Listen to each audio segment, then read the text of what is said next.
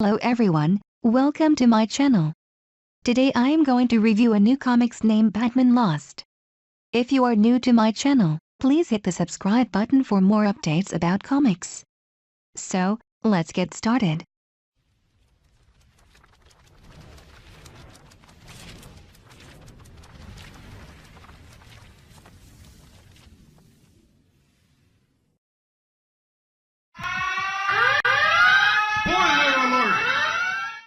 Thanks to the release of Batman Lost #1, it hardly matters that we are getting a new chapter of Dark Knight's Metal in November. This tie-in issue scratches most of the same itches minus the artwork of Greg Capullo and offers a meaningful look at Batman's role in this conflict and his relationship with the demonic Barbatos. In the process, Batman Lost achieves that almost impossible balance for an event tie-in. It tells a great story that enhances the larger crossover without being required reading for budget-minded fans. When last we saw Bruce Wayne in Metal, he was an aged, helpless prisoner of Barbatos, being swallowed up by the Dark Multiverse alongside Superman.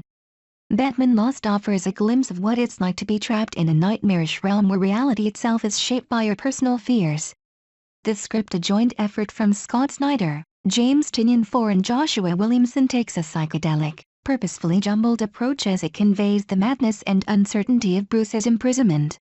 On one hand, the constantly shifting narrative serves as a fun examination of the legacy and history of Batman.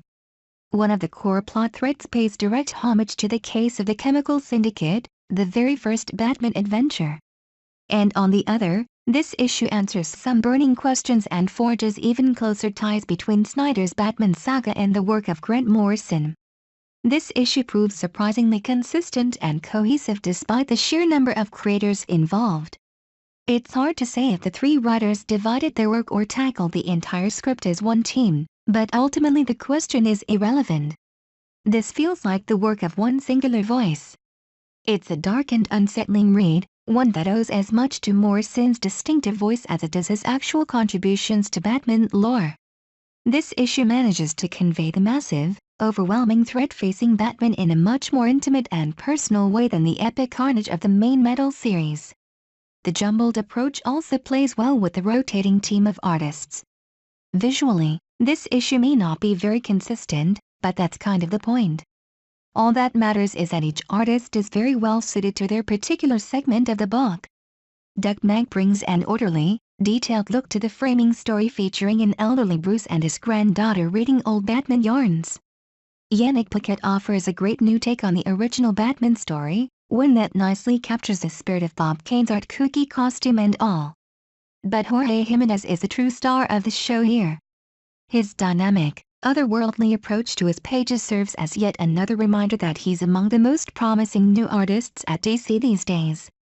Clearly, Jimenez needs to tackle a Batman project on his own one of these days. The verdict: Batman Lost isn't an absolutely critical tie-in for those Metal readers who are trying to buy as few books as possible. But it does do a lot to enhance and flesh out the events of that crossover.